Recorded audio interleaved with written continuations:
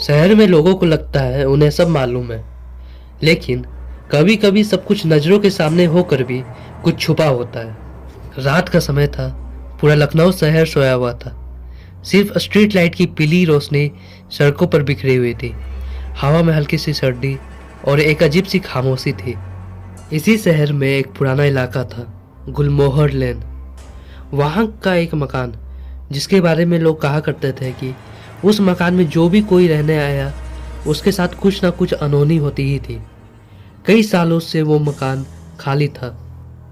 तभी उस शहर में एक अंशुल नाम का लड़का, जो न्यूज़पेपर में क्राइम रिपोर्टर का काम किया करता था, उसका इसी शहर में ट्रांसफ़र हुआ था।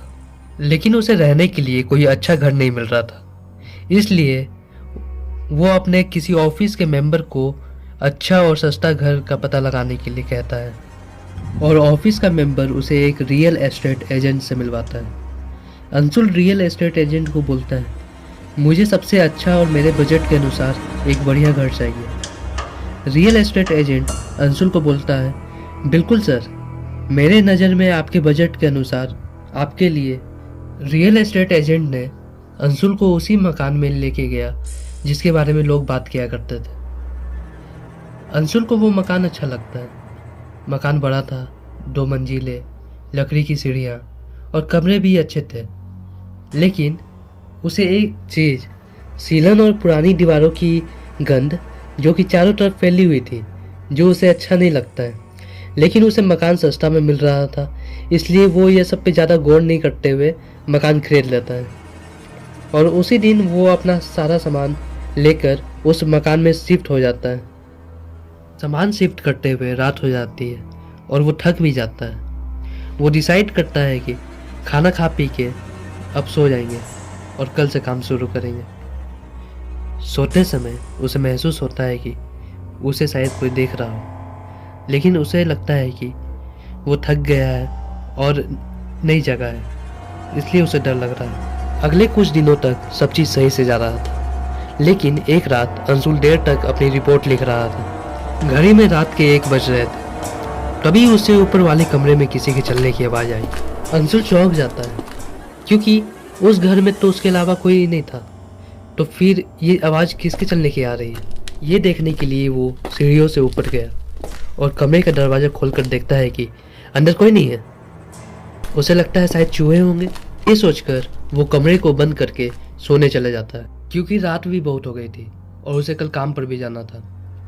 अगले दिन फिर उसे काम करते हुए देर हो जाती है और थक कर जहाँ वो काम कर रहा था वहीं सो जाता है। रात के करीब 3 बज रहे थे और वो गहरी नींद में था। तभी वही आवाज़ फिर से आने लगी, जैसे ऊपर कोई चल रहा हो। अंशुल गहरी नींद में था, तो वो इसे सपना समझ के इग्नोर कर दे रहा था, लेकिन वो आवाज़ बढ़ती चली जा रही थी और अचानक से अंशुल उठ के चिल्लाता है, कौन है? तभी वो आवाज़ कम हो जाती है और वो भागते हुए सीढ़ियों की ओर जाता है और वो ऊपर जाने के बाद देखता है कि कमरा का दरवाज़ा अपने आप खुला हुआ है, जबकि उसने अपने हाथों से बंद किया था। फिर वो अंदर जाकर देखता है, लेकिन अभी भी उसे कोई नहीं दिखाई देता है, परंतु उसे एक लाल रंग का कपड़ा ज़मीन पर पड़ा हुआ दिखाई देता है। वो कपड़े को उठाकर देखता है कि उस कपड़े में खून के छींटे पड़े हुए हैं। ये देखकर वो पूरी तरह से डर जाता है और पूरे घर की छानबीन करने लगता है। और उसे छानबीन करते समय कई अजीबोगरीब चीज़ें मिलती है, जैसे दीवारों पर लिखा हुआ था कि सच सबके सामने आएगा। फर्श पर कुछ खून के पुराने निशान थे जो सूख चुके थे, और ज़मीन पर एक पुरानी फ़ोटो गिरी हुई थी जिसमें एक आदमी खड़ा था और उसके हाथ में वही लाल कपड़ा था। अंशुल ने फ़ोटो को पलट कर देखा तो उसे किसी अविनाश का नाम लिखा हुआ दिखाई दिया। छानबीन करते हुए उसे सुबह हो जाती है और अंशुल इतना डर गया था कि जैसे उसकी नींद पूरी तरह से गायब हो चुकी हो, और बिना समय गंवाए आस पड़ोस के पास इस घर के बारे में पता लगाने के लिए जाता है। कुछ घरों में जाकर उसने पूछने की कोशिश की, लेकिन कोई भी लोग उस घर के बारे में बात नहीं करना चाहते थे। उसने कोशिश जारी रखी।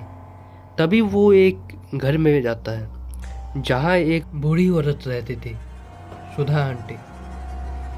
सुधा आंटी से अंशुल को पता चलता है कि उस मकान में अविनाश और अन्विका शादी के बाद यहीं शिफ्ट हुए थे और एक दिन उसकी वाइफ अन्विका का कत्ल हो गया और पुलिस ने अविनाश को कातिल मान के गिरफ्तार कर लिया।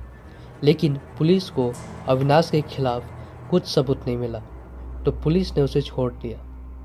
फिर एक रात अविनाश भी गायब हो गया। तब से मकान खाली पड़ा था।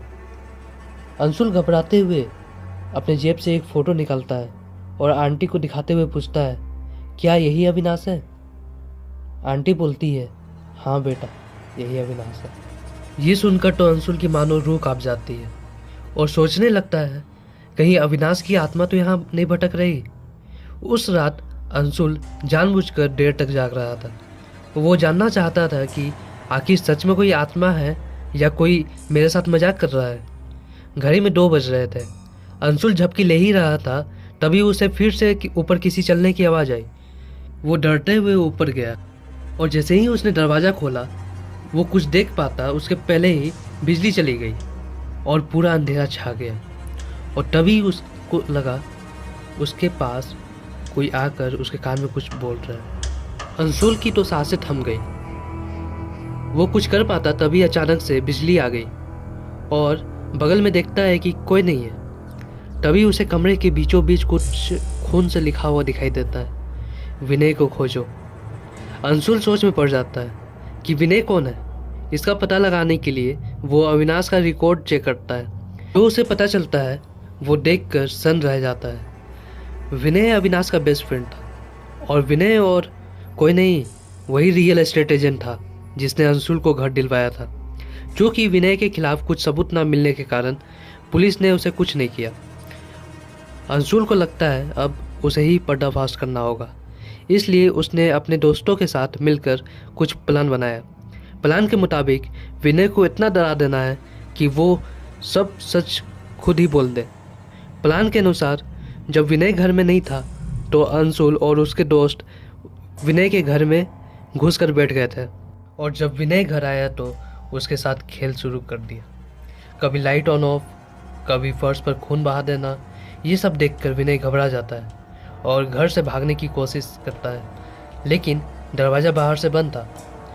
वो पुलिस को कॉल करने के लिए सोचता है, लेकिन तभी अविनाश का पुतला विनय के सामने आ जाता है।